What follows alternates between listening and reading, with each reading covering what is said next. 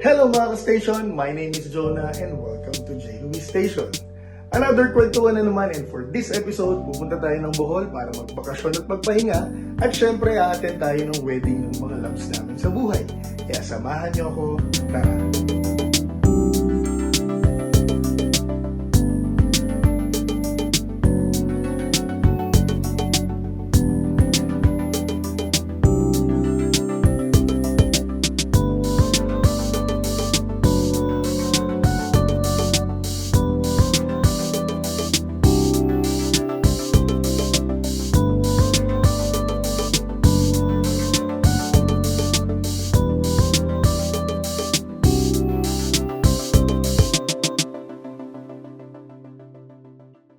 So mga ka-station, nasa Terminal 2 na naman ako. Pero this time, hindi tayo sa Tacloban pupunta. Punta tayo ng Bohol for a wedding. Pero syempre, hindi lang naman yun yung highlight. Ngayon lang ulit kami mag-out of town ng kasama ko. Kaya, stick around lang mga ka-station. Delayed yung flight natin. Pero ayos lang. Kasi relax lang naman dito sa Terminal 2. So ito sila, yung iba naming friends. Kwentuhan lang. Then, mga in 30 minutes pa yung boarding time. Boarding time. Sa wakas. Nabutan na kami ng araw dito sa airport. Dapat hindi pa masyadong mahal. We're here at Bohol.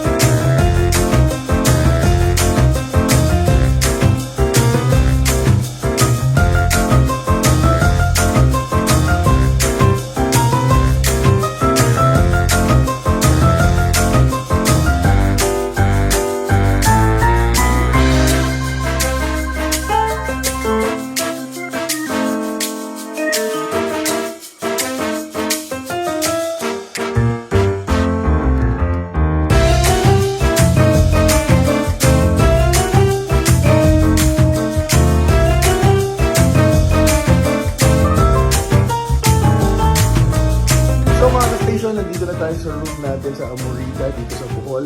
So ang kinuha namin ni Dia na room is yung deluxe room nila. So hindi ako masyadong magaling mag-walk around. Pero yun, pakita ko muna sa inyo yung door na may kasamang curtains. So ito yung aming front. Tapos may neighbor kami sa kabila. So yan, sinasara lang siya. Tapos na bubuksan niya ng buo eh. Para kung gusto mong makita yung nature. Tapos we have yung TV syempre.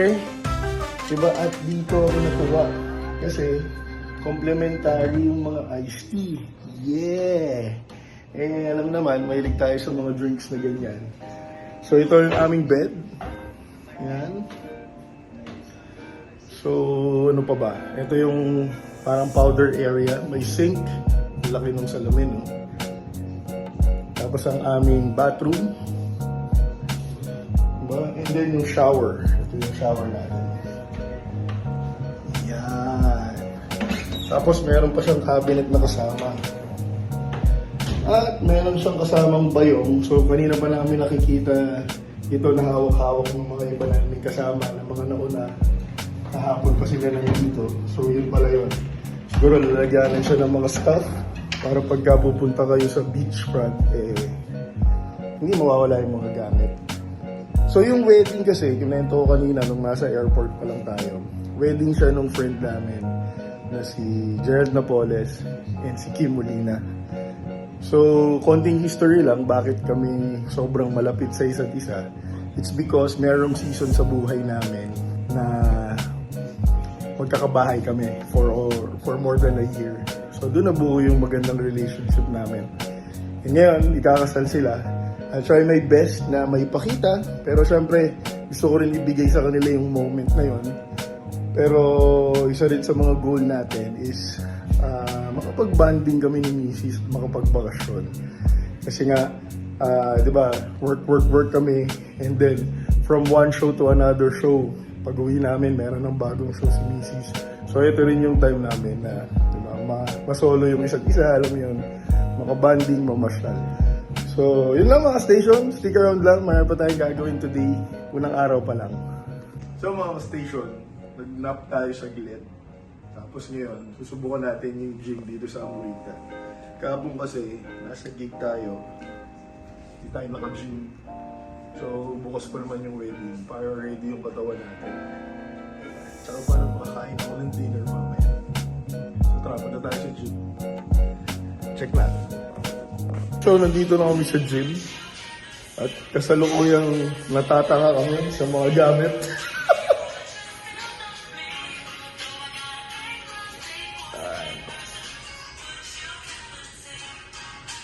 Si Martha, guys. Siyempre, magti-treadmill yung asawa ko.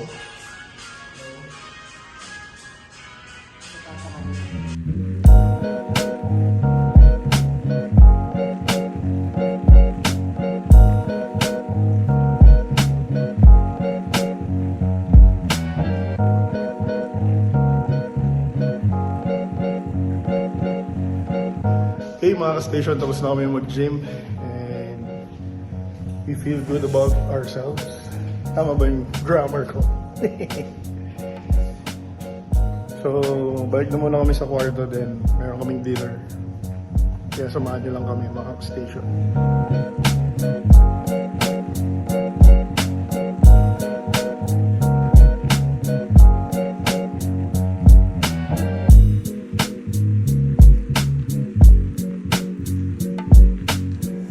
So mga ka-station, sila yung ikakasal.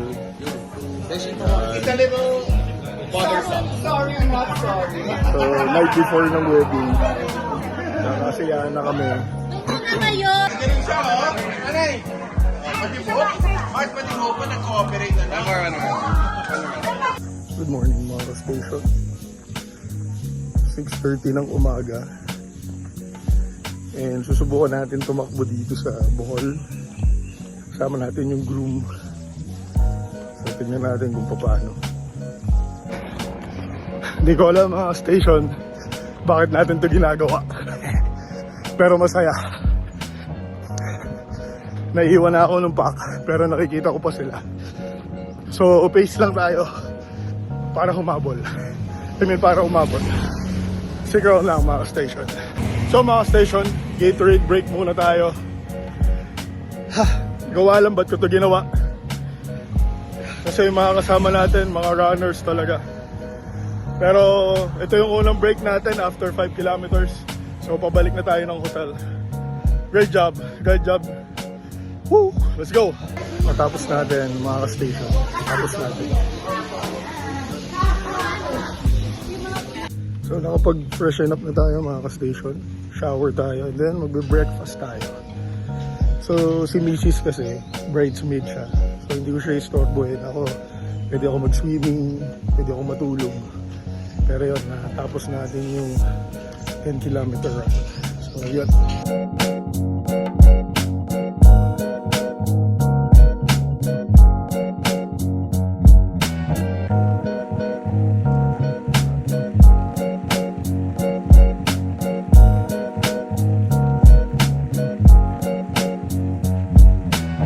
Balik room tayo mga ka-station at nag-freshen up tayo, naligo tayo ulit. And inayos yung bed pala natin. Thank you, Amorita. So mamayang hapon pa yung wedding. Kaya matutulog muna tayo kasi nabudol tayo sa takbo eh. Kaya yan. Wedding proper na. So papunta na tayo dun sa beachfront kung saan gagawin yung wedding. And nagbe-video na ako ngayon kasi may rule sila na bawal mag-cellphone, bawal mag-photo and video habang nangyayari yung wedding proper. So, papakita ko muna sa inyo yung suot ko mga ka-station and then proceed na tayo doon. Tignan natin kung ano yung magagawa natin. Kaya stick around lang.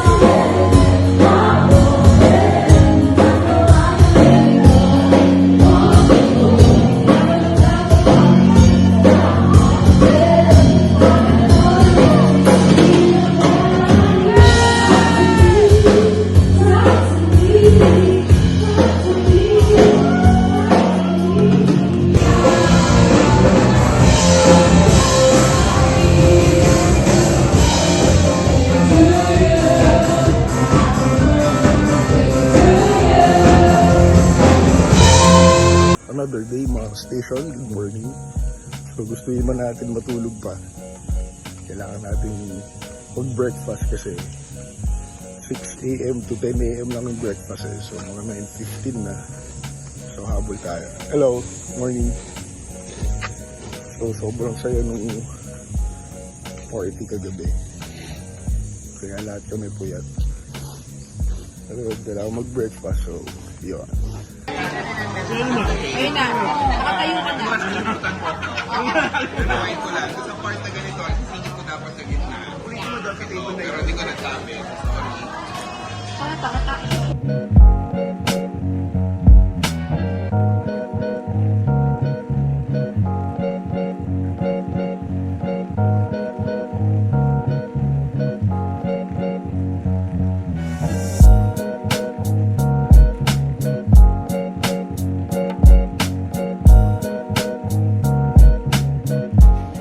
Balik na tayo ng hotel guys after mag-dinner. So nagpagabi na kami sa beachfront. So mamaya meron pa tayong game, yung charades. No? Favorite ng barkada yun eh. Pero may kalabang kaming ibang barkada. Kaya masaya to.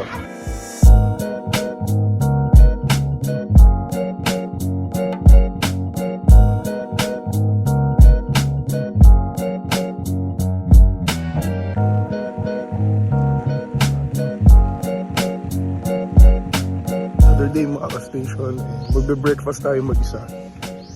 Bakit? Kasi si Via sumama siya sa Island Hop. Uuwi na tayo mamaya mga 12. So mas pinili ko na lang magpahinga kasi check out time pala ng 12. And then ang flight namin mamayang hapon pa. So mas pinili ko na lang magpahinga. And yun, mamaya iikutin natin yung lugar. Video natin kasi hindi ko pa yata siya napakita sa inyo ng buo.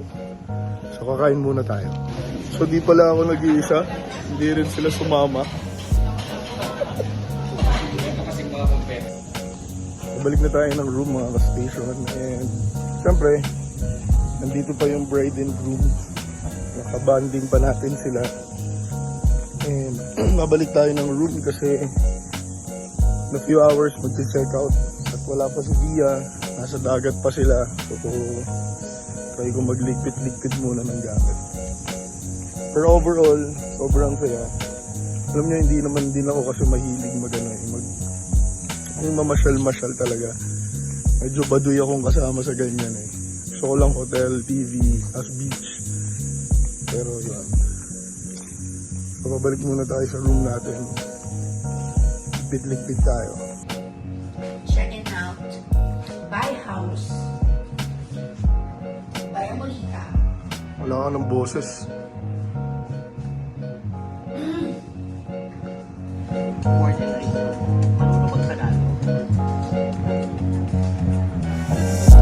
Diba sabi ko nag-check out na kami. Diba pala? Sa mga ka-station. Sabi ko check out na kami, diba? Pero kasi yung flight namin 8 p.m. pa. So, sama ko si Lar. Idol ko to. Saka the boys. Best percussionist in the world, man. Ano tayo? Sama muna tayo sa sa beach. Tapos, yung asawa ko, sumama sa kabilang grupo, kumain sila sa labas. Ako kasi hindi ako masyado naka-swimming, so Grabe yung class picture, Jay.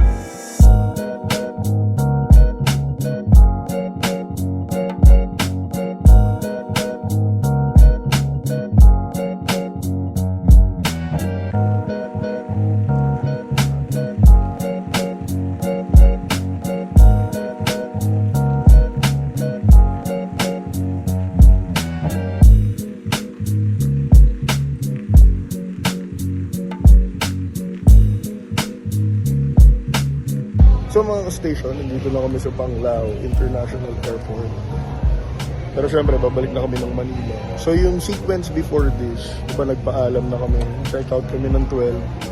And may nakuha pala kaming room kung saan pwede kaming magstay hanggang mga 7 p.m. Kasi ang flight talaga namin is 8. Tapos na-move pa. So nakapag-swimming pa ako kasi sa dami ng barkada at nangyari dito, hindi ako masyado nakapag-swim. Mostly tambay and then kwentuhan, tas tulog. So yun, kaya blessed pa rin kasi nakapag-swimming tayo. So ngayon pauwi na kami, hihintay na lang ng flight. And namimiss na namin si Kenshin. Iyo. So yun.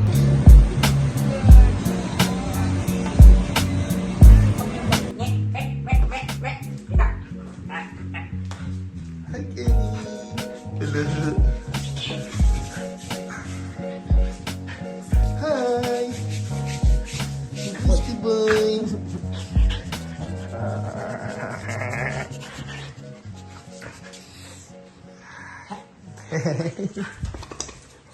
Maraming salamat sa pagsama mga ka-station at kung umabot ka rito, pwede ba akong makisuyo na please po mag-like, follow at subscribe na kayo sa lahat ng aking social media platforms. Syempre, dito sa YouTube, meron tayong FB page at TikTok, J. Luis Station. At ang akin naman na Instagram ay @LuisJona. At kung hindi naman too much, please invite all your family and friends na mag-like na din para mas marami tayong kasama, mas maraming kakwentuhan, mas masaya. Again mga ka-station, maraming salamat sa pagsama.